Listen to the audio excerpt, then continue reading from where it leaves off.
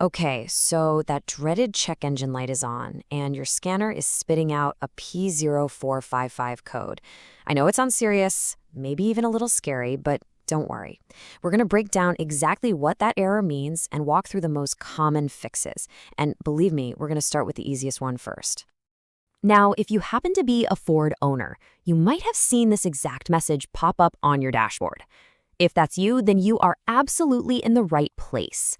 This little message is a very common partner to the P0455 code, and it's our first big clue in solving this mystery.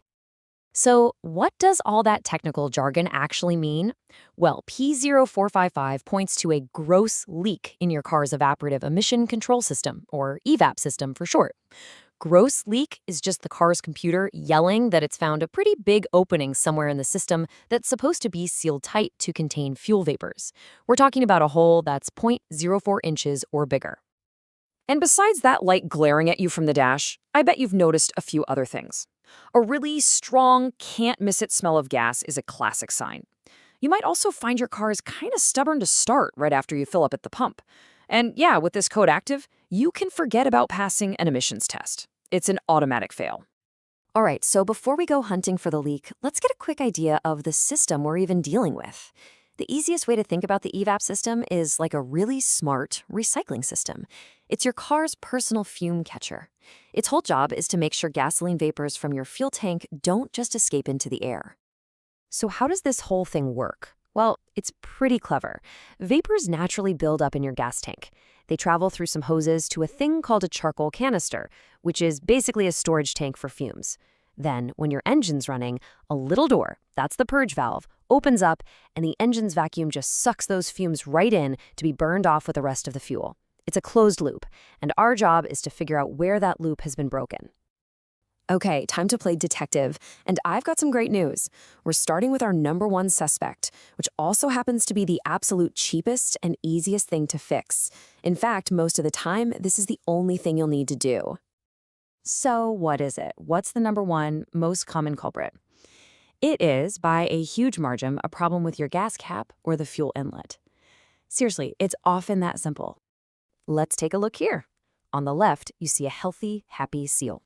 The cap is screwed on tight, you heard it click a few times, and that little rubber O-ring is in good shape. Now on the right, that's our problem. The cap might just be loose, or maybe it's missing entirely. Or the cap or its rubber seal could be cracked and worn out. And hey, for those of you with the newer capless systems, check for any gunk or debris around the flap that could be keeping it from sealing properly. So what if you checked the gas cap and it's perfectly fine? If you've tightened it, inspected it, and everything looks good, our next move is a simple visual inspection. We're basically just going to follow the trail of those fuel vapors and look for anything that's obviously broken. Think of this as your treasure map. First, check out the EVAP hoses. You'll find them in the engine bay and running underneath the car. You're looking for big, obvious cracks or a hose that's just popped right off. Next, find the charcoal canister, which is usually tucked away near the gas tank. You're looking for major damage here, like a giant crack in the plastic body. Okay, if you've looked high and low and can't see anything obviously wrong, it's time to check out the system's electronic gatekeepers. These are the valves that control the flow of all those fumes. If one of them gets stuck open, it creates the exact kind of gross leak that the car's computer is designed to detect. We've got two main suspects here, the purge valve and the vent valve. The purge valve lives up in the engine bay, and its job is to open up and let vapors into the engine. The vent valve, that one's down by the charcoal canister, and its job is to close and seal the whole system so the computer can run its pressure tests. If either one of these is stuck open, boom, you get a P0455 code. Now here's something you can actually try yourself. You can do a quick test on that purge valve. Just start the engine and let it idle. Find the valve in the engine bay and carefully pull off the hose that leads toward the engine. Now, put your finger over the little port on the valve itself. A healthy valve should be closed at idle, so you shouldn't feel anything. If you feel it sucking on your finger, well, that means it's stuck open and you found your problem. So let's say you've checked the cap, you've inspected the hoses, you tested the purge valve, and that blasted light is still on.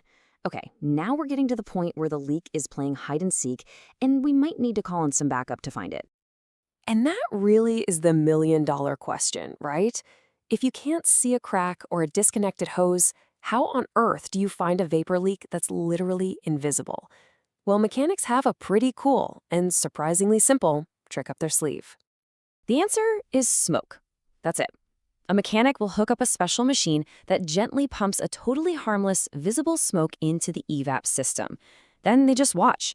Wherever that smoke starts puffing out, that is the exact location of your leak.